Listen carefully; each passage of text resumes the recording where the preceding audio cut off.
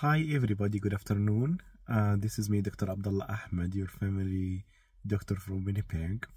This is just a video that I thought of making today before I get out of the car and go home. It's just about cancers. What are they? Why do people get them? And what to do for them? What are the options usually? It's a complicated topic.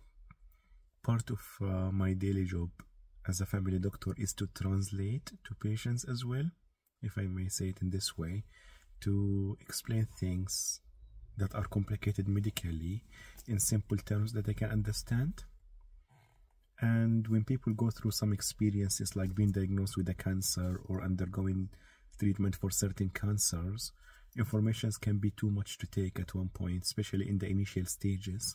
So usually they leave the room or the consultation, the initial one, with lots of questions, and they are not able to process the information until they see somebody later. So in this video I will just explain what are cancers in general, then how do they happen, and what are the treatments, and what happens after you are diagnosed.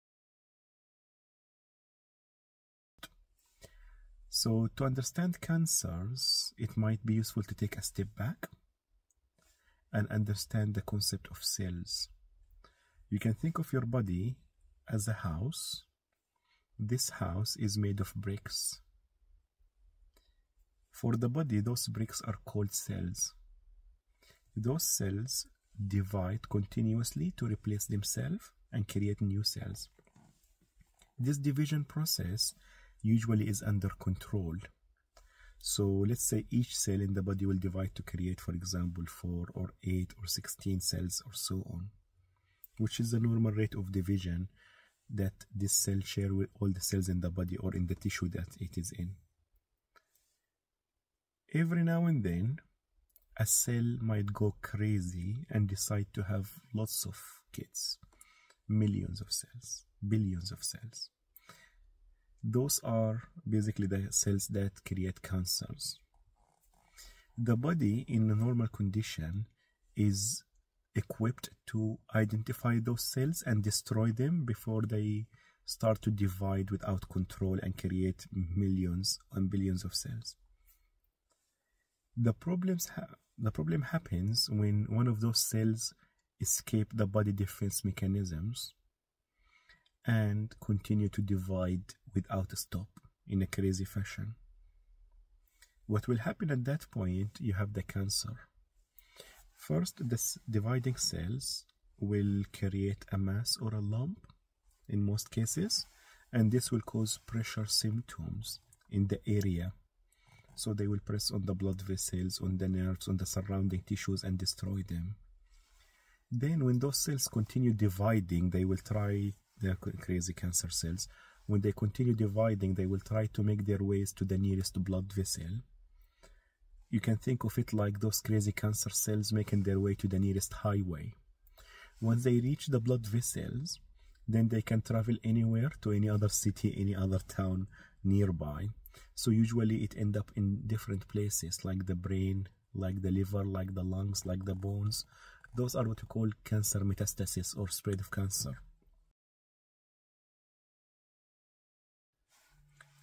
So now we have an idea about what is a cancer and how does it happen.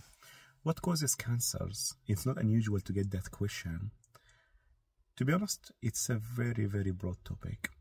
There are certain factors that can increase your likelihood or our likelihoods of getting cancers, things like smoking, exposure to certain chemicals, certain types of drugs or habits, or even family history, some problems in genetic in a family that runs from one generation to another and make them more likely to get those crazy cells that keep dividing endlessly and destroying the surrounding tissue and the area and the rest of the body. That's why when you hear a cancer running in the family, you don't get surprised. Some cancers just happen without any explanation, at least nothing we can identify. Just a random occurrence, a cell decided to divide endlessly and it managed to escape the body defense mechanism to create a tumor. So if this happened, then what?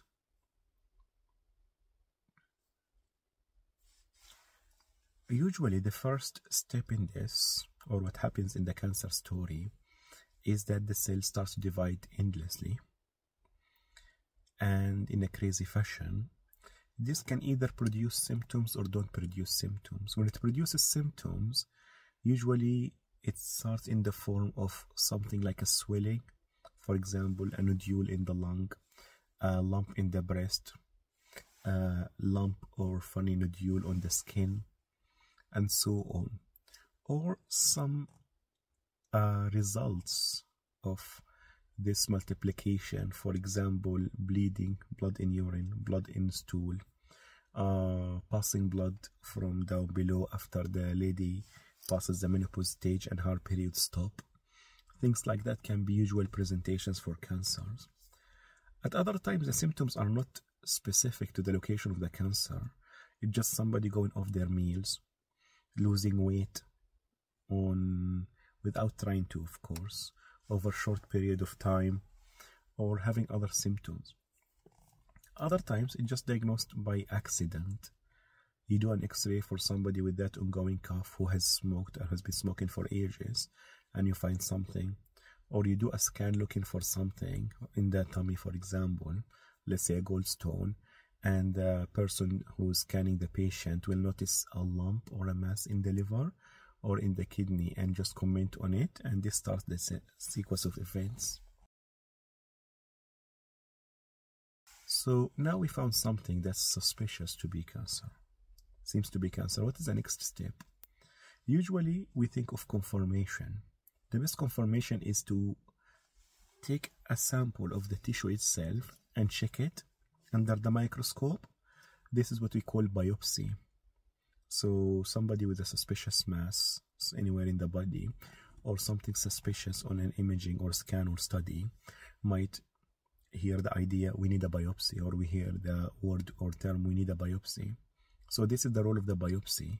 Somebody will take a part of the tissue or the entire abnormal tissue and put it under the microscope and look at it. Of course, this is done by the histopathologist. And they will say, oh, those cells look abnormal. Those are cancer cells. Once they say this is cancer, now there are few questions to be answered. The first of them is called basically grading how severe or aggressive that cancer. Aggression means how fast is this tumor going to multiply. Some tumors multiply very fast over a short period of time, very aggressive one.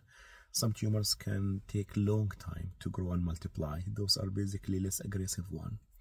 This can be done as well using the microscopical and pathological assessment. Once this question is answered, so the first question, is it cancer or not? Biopsy confirmed that it's cancer. Then the next question, how aggressive, what is the grade of this cancer or grading of this cancer? The third question, how far did it go? Let's say, for example, a cancer in the bowel. Is it still in the bowel? Did it spread to the nearby tissues? Did it go to the lymph glands or other organs like liver, like brain, like lungs, and so on? To answer this question, how far did it spread? We need to do scans. Usually the specialist will arrange those. The scan will be for different areas of the body. Usually here's scan for chest, tummy and pelvis, abdomen and pelvis. CT scans with contrast or similar mechanism or studies. This will tell you if the tumor, the cancer, is still in the area it started from, or did it spread to different areas, and how big is it in the area that's already in or originated in. This scanning and basically spread assessment process is what we call staging. How advanced is the cancer? Is it early in its location only? Has it spread far away, advanced cancer or late cancer, and so on?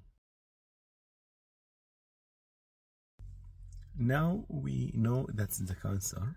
It's a cancer. We have an idea about the grading or how aggressive is it. We have an idea about the stage, how far did it go and how advanced it is. Comes the treatment bit. Again, this is discussed by the specialist. So you will hear about the options depending on how advanced it is. They can be either surgical procedure, we will cut it out. all the abnormal tissue and maybe some tissue around it, some normal tissue around it, just to make sure we don't miss anything. That's surgical resection or excision. Or you might hear of chemotherapy. Basically, we'll give you some medications, chemicals that are toxic to the cancer cells or supposed to kill them or limit their spread. And they have different ways to be giving, different side effects. Again, that's discussed by the specialist with the patient themselves. The third thing you might hear is radiotherapy. We might try to hit those cancer cells with radiation. They do it in form of sessions, and it has either treatment goal or role to shrink the tumor, for example, or palliative symptom control, basically role to reduce the pains, for example, when the tumor spread to the bone and causing ongoing bone pains. There are other modalities of treatment. For example, you might hear of hormonal treatment for some cancers like prostate or breast. The idea of those treatments is those tumors, those crazy cancer cells coming from the prostate gland or from the breast, for example, they need certain hormones to continue growing and keep multiplying and so on. So by giving medications that block the effect of the hormone that supports those, testosterone, estrogen, progesterone, and so on, you are basically depriving the cancer cells, the crazy cells, from something important for their growth and multiplication and survival. And basically this way you are trying to slow the spread or basically try to treat it.